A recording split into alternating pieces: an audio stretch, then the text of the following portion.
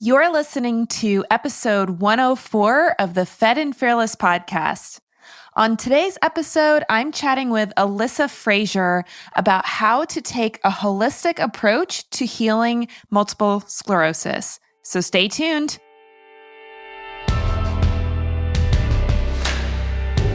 Welcome to the Fed and Fearless podcast. I'm your host, Laura Schoenfeld, a registered dietitian, nutrition business coach, and online entrepreneur with over 10 years of experience in online business.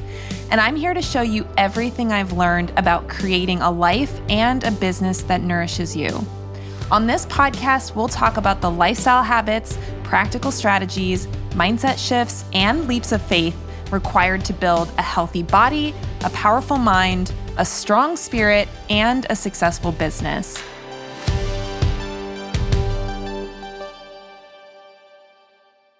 Hey everyone, welcome back to the Fed and Fearless podcast. I'm your host, Laura Schoenfeld, and we have another great guest for you today, talking about a topic that, as far as I know, I don't think we've talked about yet on this podcast. And we're going to be talking about multiple sclerosis today. And if you are someone who has been diagnosed with MS or knows somebody who has been diagnosed with MS, then you know that this is a condition that oftentimes doesn't really have a lot of solutions presented when the diagnosis is given.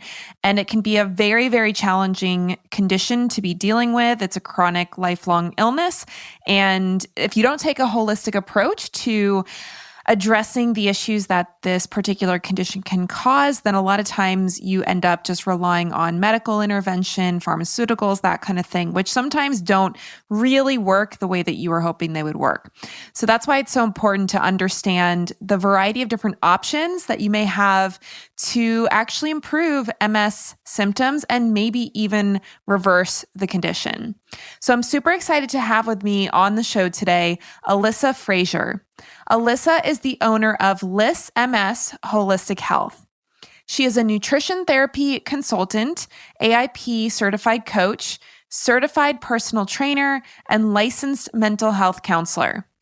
Alissa works with individuals one-on-one who have multiple sclerosis and other neurological issues. She uses whole foods and an anti-inflammatory lifestyle to help individuals decrease their MS symptoms, gain energy, and feel empowered to change their life. Alissa is based near Boston, Massachusetts, and lives with her husband and 3 cats. She loves being outdoors and can usually be found at the beach. She enjoys being active and will often play tennis, go on hikes, or lift weights. And Alissa is somebody who I've known for a while. We've had a lot of interactions, and I just know her to be somebody who has so much knowledge and personal experience with multiple sclerosis. And I know that she is amazing at the work that she does helping people overcome their MS symptoms. So I'm very excited to have her on the show today. And without further ado, here is Alissa Frazier. All right, everybody. Well, I am so excited to have with me on the show today, Alissa Frazier. Welcome to the Fed and Fearless podcast, Alissa. Thank you for having me. Yeah, and it's been a while since we talked. I know we've probably known each other for a while. I feel like a few years at this point, and I'm so excited to have the opportunity to talk to you and for our audience to hear from you about holistic methods for helping overcome multiple sclerosis. So I'd love to just start with your story. Why are you helping people with MS, and how did you get to where you are today with your nutrition business? So I was first diagnosed with MS in probably actually right around this time, maybe even almost to the day in 2009. So it's been almost 12 years of living with this. And my neurologist gave me a stack of pamphlets of different drugs and just gave it to me and was like, here, pick one. Okay, cool. So I picked a medication. I started on it because that's just what you did back then. I had no idea that there was a whole world of other things that you could do besides just take medication. So I started on that. I was totally fine until I wasn't. I got diagnosed when I was 24. So I was rather stubborn, very strong-willed, but also, unfortunately, a year into a 4-year abusive relationship. So at that time, I was like, I have bigger fish to fry than like this diagnosis, whatever it is, because I had to go home and Google it. So I like didn't really pay attention too much of like to myself, to my disease. I just took my medication and was like, whatever. Then eventually I had to come off of the medication for a short term because to heal a running toe injury. And then I just never really went back on it. So that's where the 24-year-old stubbornness comes in. And so I was off of medication for a few months and then I went back on it, but then a relapse happened really fast. My body just was like, no, we're done here.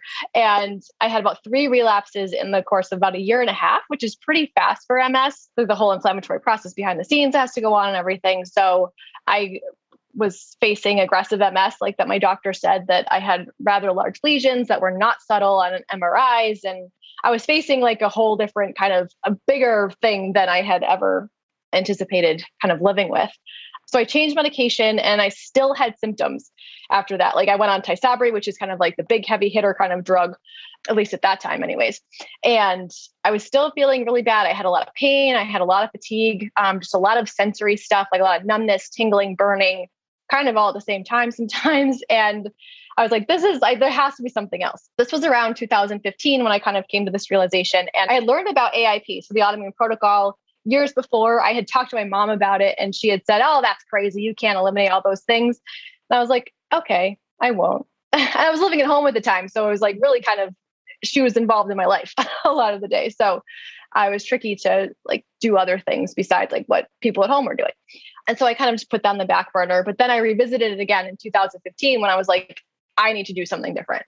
And so January of 2016, I went kind of full elimination AIP, like when you eliminate a bunch of stuff. I had already gone gluten-free, dairy-free, and kind of going towards paleo. So it wasn't a huge leap for me at all. But within 3 months, I had started feeling better. My energy levels were way higher. I wasn't exhausted by like 10 o'clock in the morning. My pain was much better.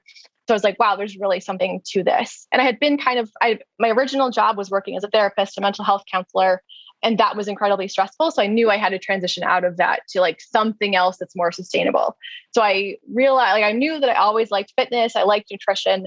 And then my success just really kind of spurred me to be like, well, I want to help other people with this. Like I found a lot of success. I know that there's something to this. So I kind of did a little crossover of jobs and got my nutrition certification, a personal training certification, and just became a health coach. And then from there, I built my own business and here we are. It's amazing. And gosh, it's hard to imagine where your life could be if you had just kind of taken your doctor's word for it. I feel like that's a really common theme with a lot of the conversations we have about health, which again, I'm not knocking doctors. I'm not like saying that doctors are bad or evil or anything. It's just, I think this is a really common experience where the doctor doesn't know about like holistic or alternative solutions for a chronic illness. And they got taught in med school, like, oh, here's the medication for that particular issue. And so it is kind of wild to think where you would be if you had just like kind of listened to conventional guidelines and just did what they were saying to do. How do you feel about, like, I'm sure you think about that sometimes. Definitely, all the time. I used to be kind of mad at doctors for that. Like when I asked my doctor, he was like, I don't know, maybe Mediterranean might help, which wasn't wrong. Like that's actually a good track. But I used to be upset with doctors for that, like, why don't they just tell us that like food helps or diet helps or like exercise or like other things? But then I'm like, well, that's not what they're taught. Like they're taught the medical model of symptom pill or like how to like medication, symptom medication. Like they don't learn that stuff. So I've kind of switched my view on that over the years in my wise old age, but yeah, I mean, even though, I don't think in nutrition programs that I've been in, at least the more conventional ones, like the dietetics degree, I'm pretty sure we didn't talk about nutrition for autoimmune disease. I don't remember totally because I had started working with Chris Kresser pretty much like less than 6 months into my graduate degree. And I'd always been exposed to like just the Weston Price stuff with my mom and everything. So I don't really think I was ever like fully paying attention to only what I was learning in school. I feel like I was always learning stuff on the side. But as far as I remember, I just don't remember us talking about that at all, like autoimmune disease in general. And I just think it's nuts because it's like just seeing how many people I've worked with personally as a nutritionist. And I know you've probably worked with a lot of people in this situation where the diet makes so much of an impact on the outcome of the disease, and whether it's, full remission or even just a significant improvement in symptoms, it really does make such a big difference. I'm glad that you kept digging and were stubborn and weren't just willing to accept the diagnosis that was given you. So for those people listening who are not super familiar with MS, can you just give us like a 30,000 foot overview of like what is multiple sclerosis and how would somebody know if, I don't want to say if they were getting it because obviously they need a diagnosis, but like what kind of symptoms were you experiencing or could be experienced that would lead to that diagnosis? Yeah, definitely. So kind of like a upper level viewpoint, multiple sclerosis. So sclerosis actually has come, I think it's a Latin word meaning lesion. So it's multiple lesions. So that's essentially what happens to your body. So MS really targets the central nervous system. So your brain and your spinal cord. So like obviously the brain and spinal cord like control every process in our body. So essentially everything that our body can do could be a symptom, in a sense. So like our walking could be affected, our speech, swallowing, like cognition, like word finding, like anything that your brain and spinal cord controls, which is everything, could become dysfunctional. So the active process is like just demyelination. So if you remember back to like, I don't know, 7th grade science, when we learned about like the axons with like the myelin sheath around it, that's the protection. So that's what gets degraded in MS is like the inflammation goes right and like immune cells go right after that myelin sheath. So that is what kind of degrades and wastes away a little bit. So that's why there's disconnection in like a signal. So like that's what helps a nerve signal kind of go through properly. But if it's not functioning, like not able to go through, then you're going to have a symptom. So my first symptoms, I actually had back surgery a year before my MS diagnosis. And I thought this was related to that. But when it's called Lehr-Hermet sign. So when you tilt your head down, you get an electrical impulse all the way down, like you kind of getting shocked all the way down your back. And I was like, oh, okay, that's a back thing. So it's a back surgery thing. And so I had an appointment with my neurosurgeon actually to get that checked out. But then my eyesight started to go. So it wasn't blurry. It was kind of like if you wear glasses and you had like little water splashes on your glasses and you were looking through that. That's how it looked. Me being a stubborn 24-year-old didn't want to go to the doctor. So I was like, it's fine. And then when I eventually went a few weeks later, I went to the eye doctor and he looked at everything. He's like, everything's fine, but you probably should go get an MRI. And I was like, that's weird. But he said, then I went to the MRI and there goes my whole diagnosis. So You said that when you got diagnosed, you feel like you weren't really given a ton of information about what the diagnosis even meant. Because I feel like from what I know, I mean, I haven't been diagnosed with MS, so I could imagine that that's a pretty significant diagnosis that you would think would be a long conversation, a detailed conversation, but it sounds like maybe that didn't happen for you. Yeah, not really. Going through the process, it took several months. And he would talk about like, oh, we're looking at MS. But like, he never really told me the implications of that, of like what that meant, like what it was. I literally had to go home and Google it because I knew about it. I knew of MS. Like I just didn't know like the specifics. So I had to go home and Google it. But I feel like I learned more from Google than unfortunately my doctor at the beginning. Cause he didn't really say all that much. Yeah. I mean, from what I know about MS and working with people who have had more advanced symptoms, I mean, it just seems like something that obviously can make a huge impact on the rest of your life, your quality of life now, and then obviously your longevity and everything. So it's just as bizarre to me that there wouldn't be a more educational conversation.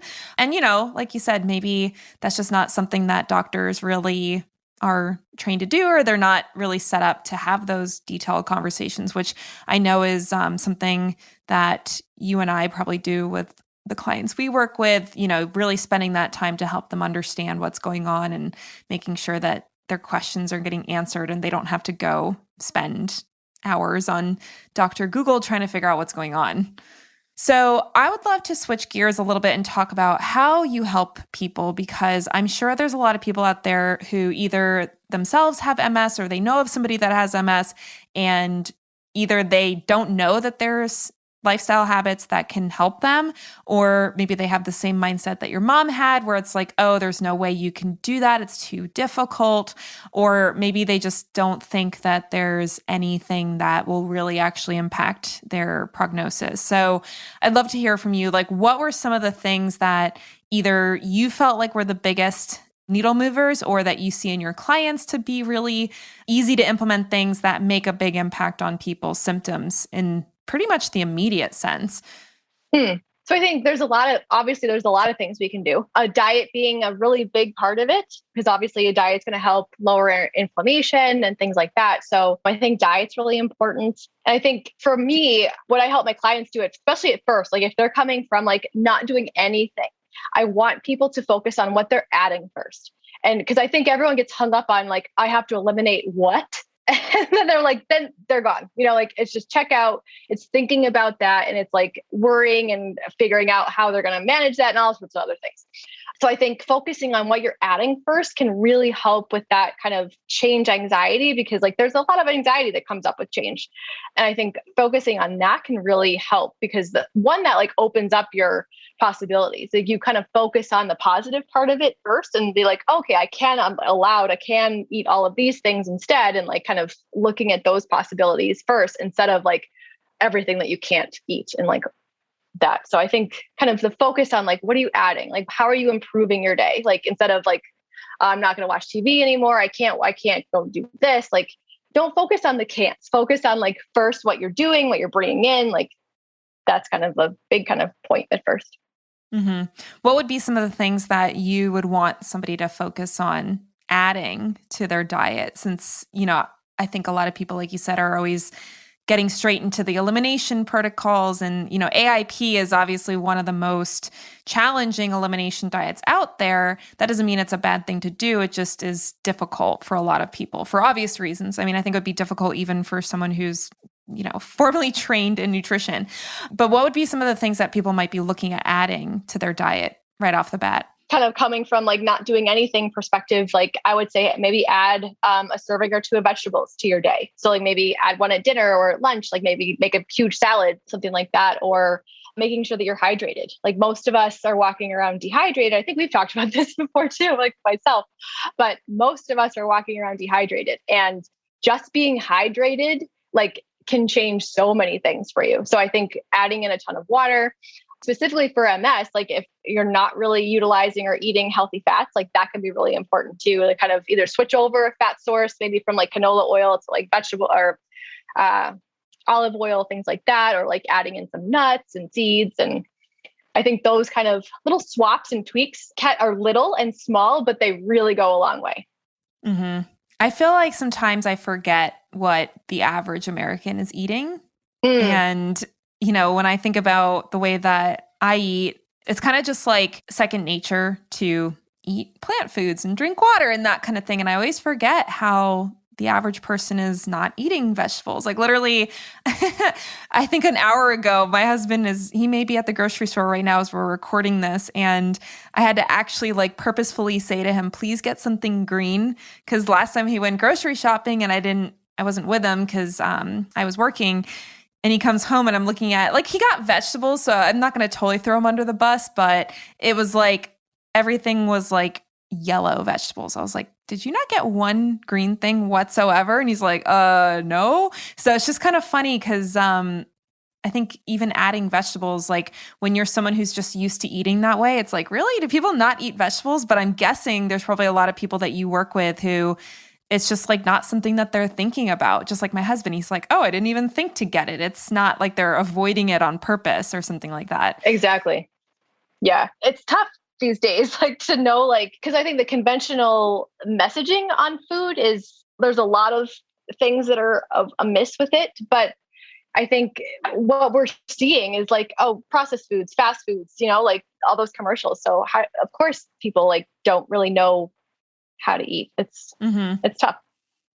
Well, and then even like vegetable quality is kind of interesting. Like my husband, again, when he's getting vegetables, a lot of times he gets the same stuff over and over. And it's stuff that, I mean, I think he'd be very happy to never eat a leafy green again, like kale or collards or something. He just doesn't like it. And so I think I wouldn't be surprised if a lot of people are getting like iceberg lettuce and that kind of thing as their plant food, as opposed to anything that's got any sort of like serious nutritional value to it. Yeah, definitely.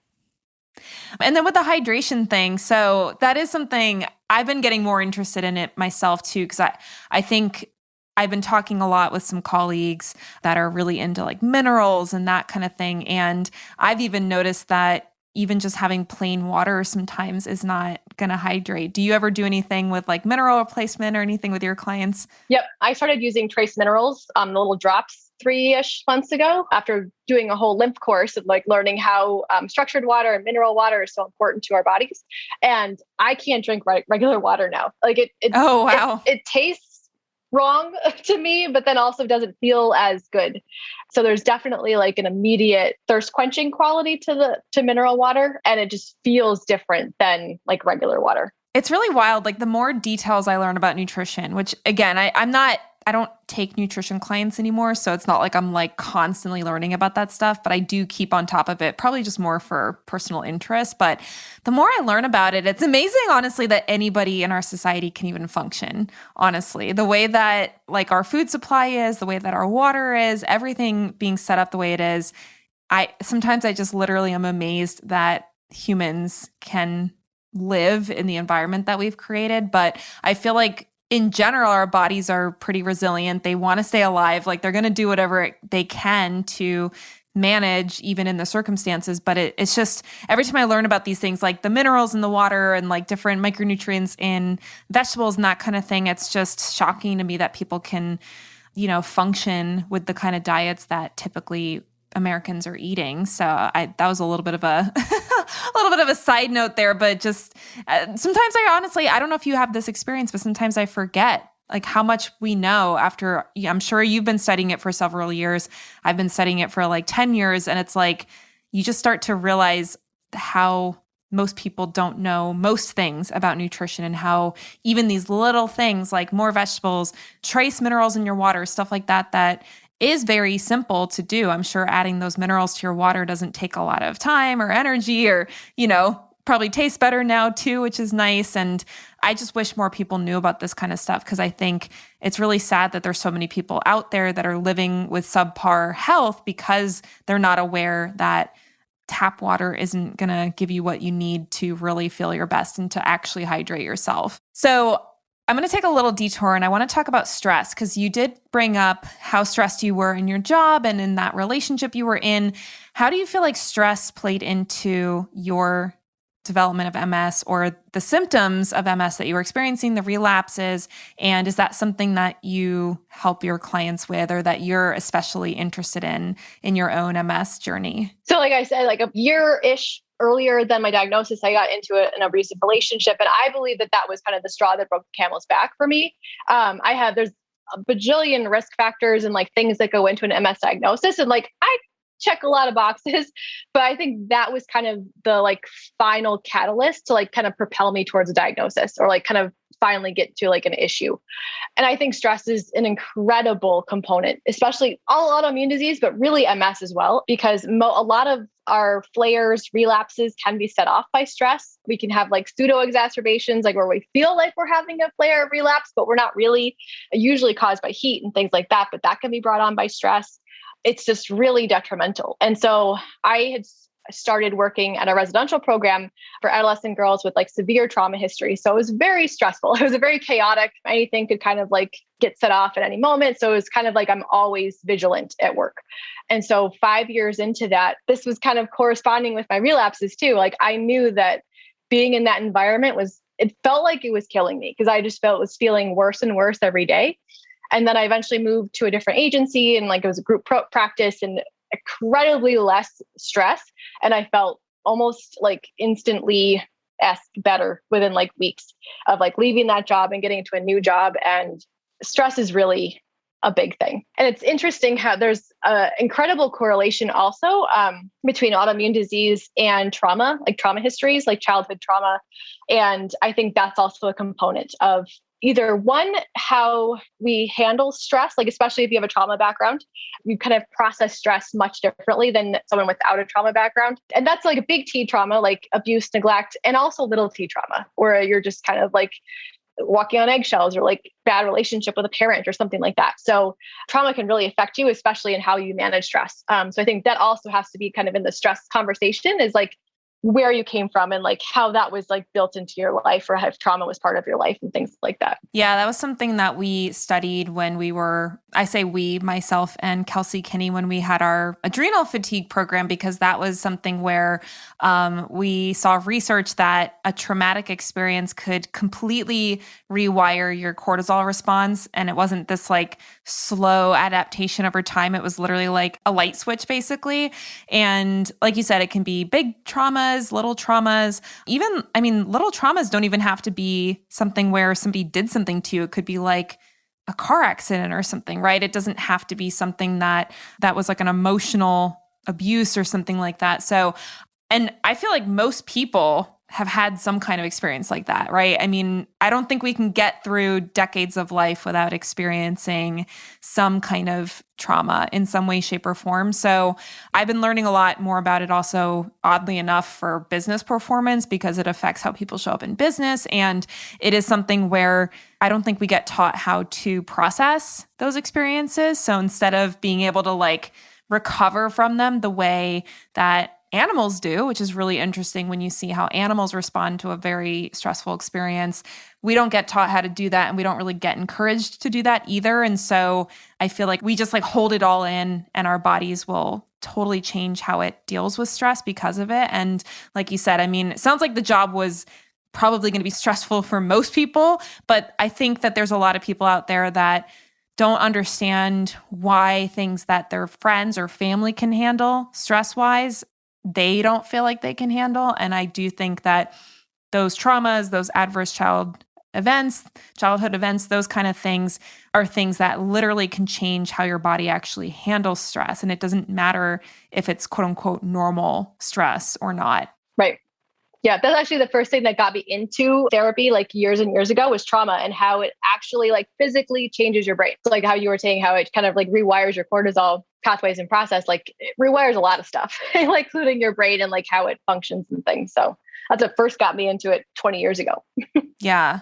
Well, and not to just say, because I think sometimes when we talk about trauma and like, you know, emotional experiences that basically like change the way your brain is working, I think it can be a little scary for people because they're like, oh no, you know, how am I going to ever get over that? And I think on the flip side, something that's really cool that I've learned, and I'm guessing that you have as well, is that stuff can be rewired, right? It's like, okay, well, if you had that experience that caused your brain to change to operate this way, it's not stuck that way. And you can actually get your brain to start working differently. And now it's probably not going to be, again, a light switch moment necessarily, but there are things that you can do to start changing the way that your brain responds to things. So is that something that you work with your clients on? And if so, what's your perspective on it? Yeah, definitely. So neuroplasticity and like our brain can change is like wonderful. And that's kind of like one of the tenets of my practice, essentially. But yeah, it's like working with stress. There's a lot of tools to like kind of start to rewire your brain, like actually change your brain. That's kind of like my most recent tagline is like, I help you rewire your brain and body for healing. Like we actually work with like subconscious techniques to like kind of get your brain back on board a little bit, but then also kind of to lower like the threat and the alarms that are going off behind the scenes. Like, so that's what's causing, like when you get triggered, like that's what's happening is like an alarm kind of internally is going off, and like we have to start calming that nervous system down. So it kind of has overlapping products here of like one helping trauma and like rewiring your brain, but then you're also helping your nervous system to like kind of calm down essentially, and like start to lower the noise. So that can also help MS symptoms too. So we kind of work through all of this. That's why it's really hard to kind of say like exact process, because everyone comes with some different kind of symptoms. So if someone like came into me for MS and trauma, I do very different things with them if they're just having like gut issues with MS or something. So yeah. Yeah, it seems like there would be a lot of different things that could be playing together, because even stuff like gut symptoms or gut issues, that's another like which came first, because if you're under a lot of stress, then your digestive system can respond in a negative way, and then that can cause other things. So I think that's the beauty of more of that functional medicine kind of approach to health in general, is that you're looking at the full picture, you're looking at all the different things that could be affecting it, and you're really looking for what's going to be that first domino that needs to fall? Because again, somebody could have some gut issues going on and you could be trying to work through those and not realize that it's actually the stress that they're under that's triggering those gut issues. So yeah, maybe you get a little bit of improvement from the gut, but it's not actually going to fully resolve anything because the thing that was causing those gut symptoms in the first place is still being exacerbated. So I love that, you don't use this like cookie cutter approach, or you don't just throw everybody on an AIP diet and just be like, just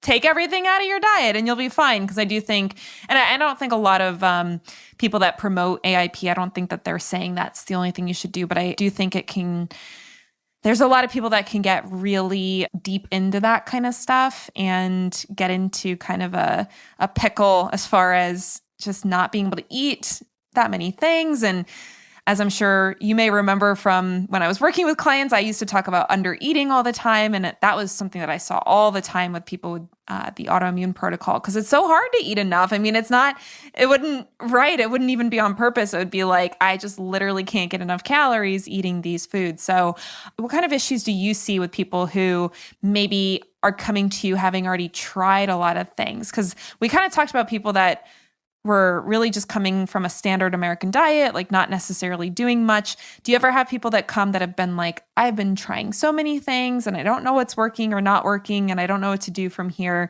And if so, what kind of stuff might you look at for somebody in that situation? So it really kind of depends. So like if someone like that has not looked at stress, like not looked at like their emotional health, their mental well-being, like kind of the inner landscape essentially of like themselves and like who they are, then that's probably where we're going to go is like, okay, you've exhausted like the medical intervention route of like different things, but now we have to go more towards emotional health and well-being and kind of resolve it that way. And then like vice versa, like if someone hasn't done the testing, if they haven't done like all those other things, then maybe we'll do more testing and kind of go that way. But it really kind of depends on like, well, one, what they've already tried, and two, like what parts of them they've already explored too, if that makes sense.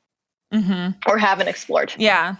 Yeah. Yeah. Because I do think even with people who believe they've tried everything, a lot of times they haven't tried everything, or there's some like blind spot that they just had no idea was even relevant to the experience that they're having. And so, maybe they have done a lot of stuff. Maybe they've, changed their diet, tried to reduce their stress. Like maybe they've done a lot of things, but they didn't necessarily think to look at certain angles that, again, most people are not educated in this kind of level of depth of knowledge with health. So it's like the average person doesn't even know all the different things that could be affecting their symptoms. So it's easy to have blind spots because you just don't even know what you don't know. So if somebody is told that MS is incurable, like it won't ever get better and it's just going to keep getting worse. I feel like, is that something that's pretty common that is told to people with MS, that it's just like progressive and there's nothing that you can really do about it? Like maybe you can slow it down, but you can't do much to reverse it. I think so. That was kind of the message when I was diagnosed. So I think the landscape has also changed a lot in 10 years or 12 years. Because when I was diagnosed, there were no oral medications. There were none of those, like no pills. It was all injectable. And so I had the understanding that at 10 years, there was like this separation. Like once you hit 10 years, you're going to go downhill. Like that was in my mind, like all 10 years. And then I got to my 10-year appointment with him and I was like, so is this it? I was fine. I'm fine like I am now. Like, I'm like, am I going to like wake up tomorrow and like not be able to walk? Because like, that's how I understood it, and he was like, no, of course not. Like you're doing so many things. Like he knew about my diet and like everything I was doing. And he had said, no, like it's a much different landscape now because there's like many more medications available and like people know about like diets and things. So I think if someone was diagnosed today, like I'm praying to God that their doctor wouldn't say anything like that would give them that indication of like 10 years, you're toast. But it's certainly, that's how I interpreted back then, but it's not like a immediate progression thing necessarily at all. So there's plenty of hope and plenty of things that are available to you. So, because I was way worse than I am right now 4 years ago. So I went like this, but I did also go like this. So it is possible. Yeah, well, that's good to know because I feel like a lot of the people I had worked with maybe were in the same position as you were, where their doctor didn't really give them a lot of like hope about stuff. And obviously we don't want to make false claims about, oh yeah, you can totally cure it. Because obviously a cure is totally different than elimination of the symptoms, right? Like I'm sure you would say you still have MS, even if you're not feeling the same way that you felt when you got diagnosed or anything like that. So I guess that kind of answers my question, because I was going to ask you if you ever experience people that have been told there's nothing they can do, and then that affects whether or not they really seek help for getting improvements in their health. Yeah, definitely.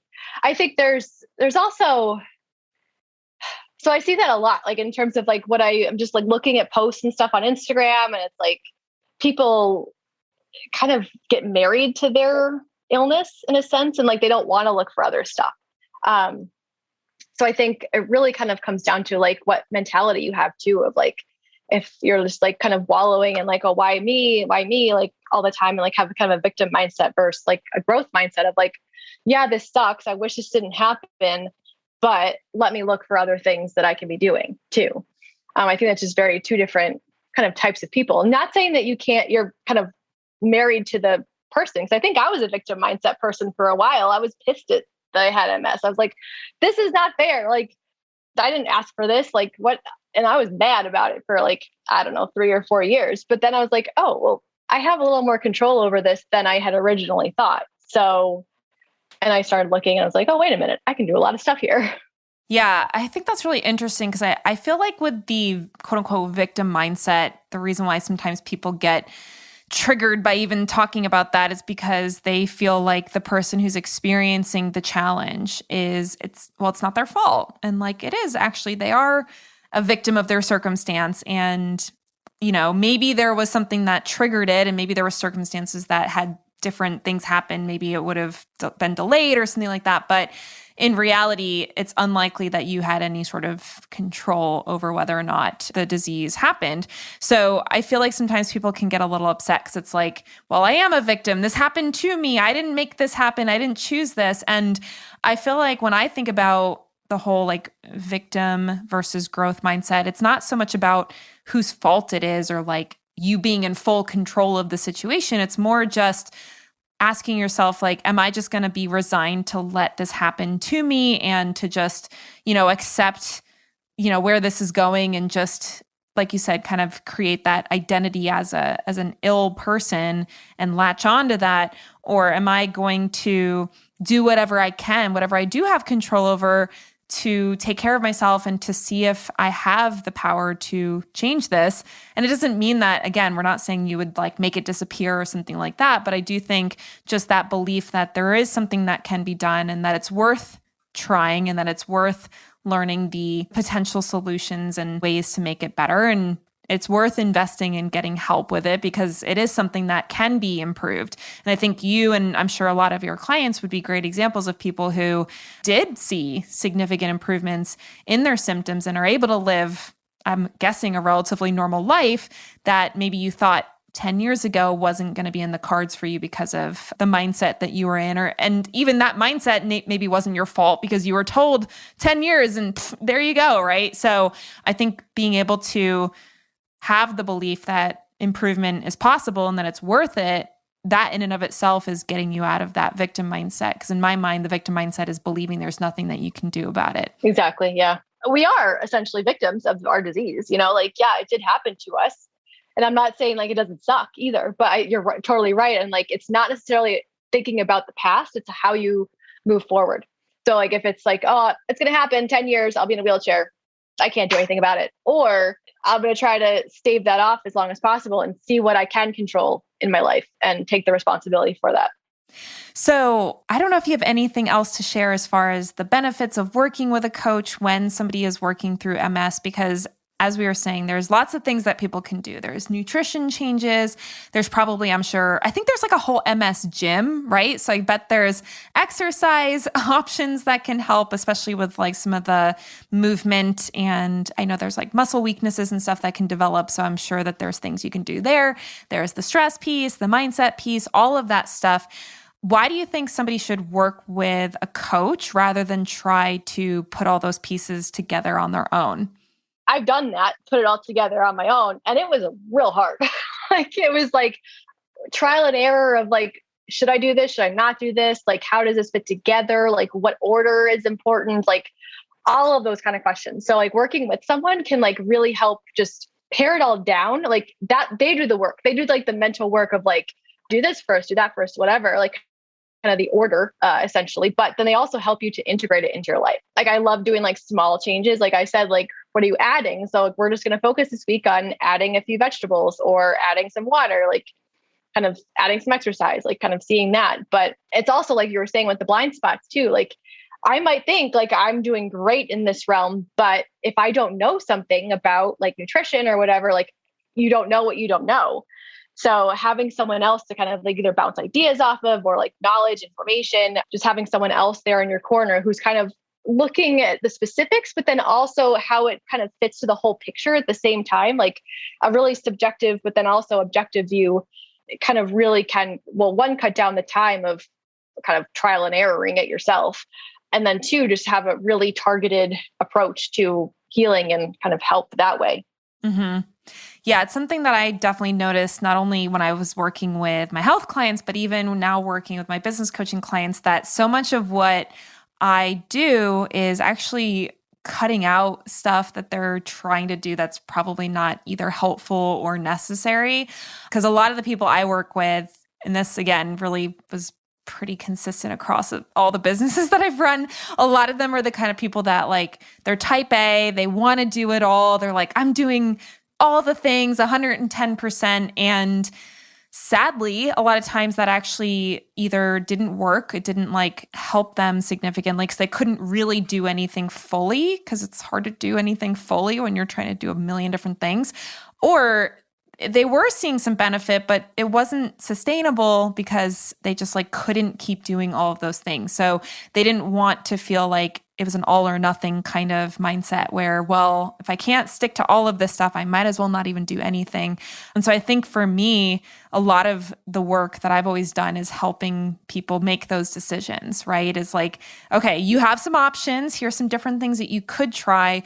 Let's work out what the best thing for you to put your energy towards would be, because in a lot of cases, there isn't just one perfect option or one right way to do something, but there is a lot of times limitations on what people can actually do. And if you try to do too many things at once, it is difficult to see the benefit of the things that you're trying, because it's like, who knows if you're even fully implementing it because you don't even have the bandwidth to really do it that well. So I really feel like with a good coach or consultant, it's less about the information that they're giving, because I'm sure you could agree with me that like if people want information, the internet is like an insane resource, right? It's just there's so much stuff that they could be reading. So it's less about getting all the information and more about the decision-making process and putting together a strategy that takes into account like what's actually going on and what do you need to do to get better that is unique to you? And let's come up with something that's going to really work for you and actually allow you to implement it and not be trying to like, you know, do every single thing that you come across online and not know what's working and what's not. Right. Definitely. I think a big part of it too is like permission to not do all those things. Like you were saying, like people come in and they're like, I'm doing this, I'm doing this, I'm doing this. And like, they're just word vomiting up like all the things that they've seen online. But I'm like you're just saying, like, it's really hard to tell like what's what in that scenario. You know, like if you're changing way too many things, you're not going to be able to tell like what is actually moving the dial. So like I pare it way down for people and like give them like a few things to do. And I often hear after the first session of like, I didn't think this would be so easy. And I'm like, yeah, like it's supposed to be easy, you know, like it's not supposed to be like something that you like break your brain about every day of like, okay, what do I have to eat today? What do I have to exercise? Like, what do I have to do like to manage my MS? Like it should be kind of second nature-ish. And like the only way to really get there is like by the small stuff and like just changing like one thing at a time and then slowly getting there.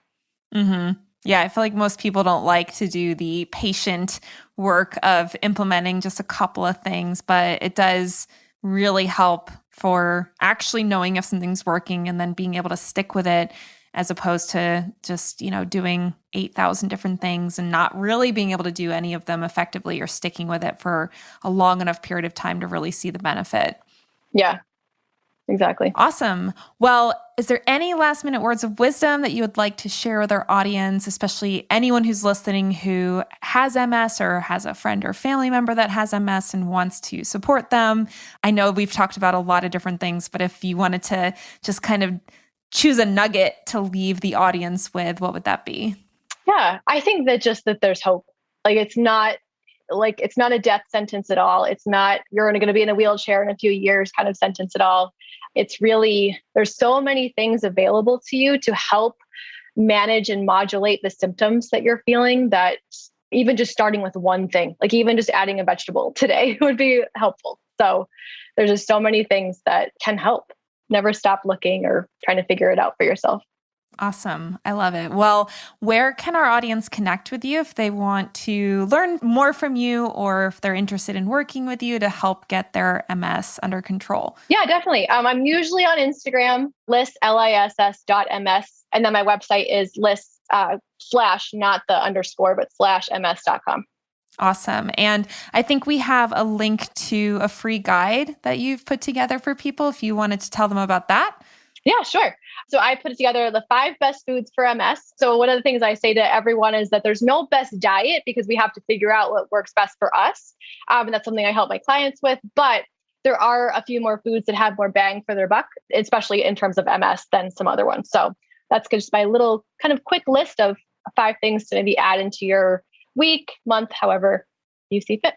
Awesome. Well, we'll make sure to link to that in the show notes. And then those of you who are listening, I'm sure it would be beneficial for anybody to add, but if you do have MS and you want to have something easy to get started with, then it sounds like those 5 foods would be a really great thing to incorporate. So, well, thank you so much, Alissa, for your time and expertise and just for sharing the hope with people out there that have MS or know somebody with MS. Because again, I think it's really common to assume that there is nothing you can do or that medications are the only thing that's even available. So it's just really great to know that there are so many different ways that people can take care of themselves. Thanks to all of you guys for hanging out with us and listening to the episode today. And we'll look forward to seeing you here next week on the Fed and Fearless podcast. Take care, everybody. Are you a nutritionist or dietitian struggling to figure out how much to charge for your programs and services? Maybe you've heard that as a nutritionist, you should just charge what you're worth. But this way of thinking can cause you to either undercharge your clients or work yourself into the ground trying to earn your worth. As a healthcare provider, you can't set up a pricing structure that forces you to sacrifice your own health and well-being in the name of your business and your clients. But I promise it doesn't have to be this way. When you download my free profit planning workbook, I'll walk you step by step through the 10-step process for determining the right pricing for your nutrition business. As a nutritionist, you have the power to completely change someone's life for the better. There's huge value in that, so it's time to stop underselling what you do. By following along with this worksheet, you can determine exactly what you need to charge to achieve your revenue goals with ease. I'll teach you everything I've learned about pricing from growing my own nutrition business to over $250,000 in revenue annually and helping other dietitian and nutrition entrepreneurs hit their first $10,000 to $30,000 months and beyond. To get your free workbook, go to lauraschoenfeld.com/profit, PROFIT, and grab your copy today, so you no longer have to wonder how to set the right rates for your incredibly valuable nutrition services. That's lauraschoenfeld.com/profit. It's time to make the money that you deserve as a nutritionist, and I can't wait to help you get there.